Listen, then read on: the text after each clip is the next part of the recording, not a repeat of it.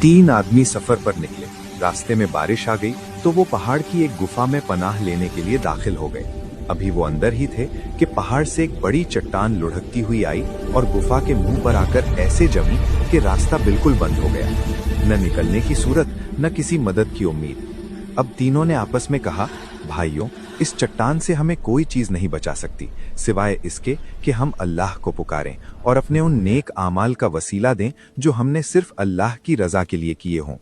चुनांचे तीनों ने बारी बारी दुआ करने का फैसला किया कि हर शख्स अपने ऐसे अमल का हवाला देकर अल्लाह से दुआ करे जो सिर्फ अल्लाह के लिए ही किया हो। पहले शख्स ने दुआ की, ए अल्लाह, तू जानता है मेरी एक चचेरी बहन थी जो मुझे सबसे ज्यादा महबूब थी। मैंने उससे नाजायज चाहत की लेकिन उसने इनकार किया। एक दिन कहत साली ने उसे मेरे पास आने पर मजबूर कर दिया।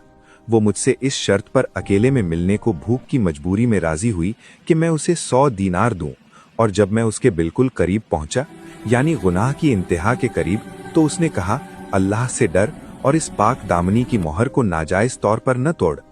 बस अल्लाह के डर से मैं वहीं रुक गया और पीछे हट गया और वो 100 दीनार भी वहीं छोड़ दिए। या अल्लाह, अगर ये अमल मैंने तेरी रजा के लिए किया हो तो हमारे लिए रास्ता खोल दे।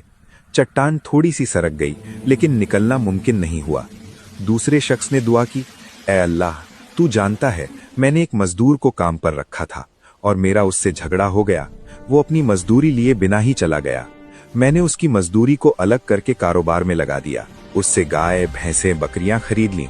कुछ समय बाद उसका पूरा रेवड़ बन गया। जब कई साल बाद मजदूर आया और कहा, मुझे मेरी मजदूरी दो, मैंने कहा, ये सब रेवड़, सारा माल तेरा ही है। उसने कहा, मजाक मत कर। मैंने कहा, मैं मजाक नहीं कर रहा, और वो सब कुछ ले गया। या अल्लाह, अगर ये सब मैंने सिर्फ तेरे डर और तेरी रजा के लिए किया था, जिस मुसीबत में हम फंसे हैं उससे हमें निजात दे। वो चट्टान थोड़ी सी और सरक गई लेकिन फिर भी निकलना मुमकिन नहीं हुआ। तीसरे शख्स ने दुआ की, ए अल्लाह, मेरे माँ बाप बूढ़े थे। मैं हमेशा अपने बीवी बच्चों से पहले उन्हें दूध पिलाता था। एक दिन काम की वजह से देर हो गई। लौट कर आया तो माँ बाप सो चुके थे। मैंने ये गवारा नहीं किया कि मैं अपने माँ बाप से पहले अपने बच्चों को दूध पिलाऊं, और उन्हें जगाना भी पसंद नहीं किया।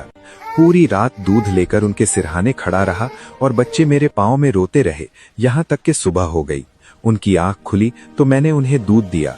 उन्होंने दूध पिया और बचा हुआ अपने बच्चों को पिलाया। या अल्लाह, अगर ये अमल मैंने सिर्फ तेरी रजा के लिए किया था, जिस मुसीबत में हम मुब्तला हैं, तू हमें इस मुसीबत से निजात दे दे। तो गुफा का पत्थर लुढ़का और रास्ता पूरी तरह खुल गया और सब बाहर निकल गए।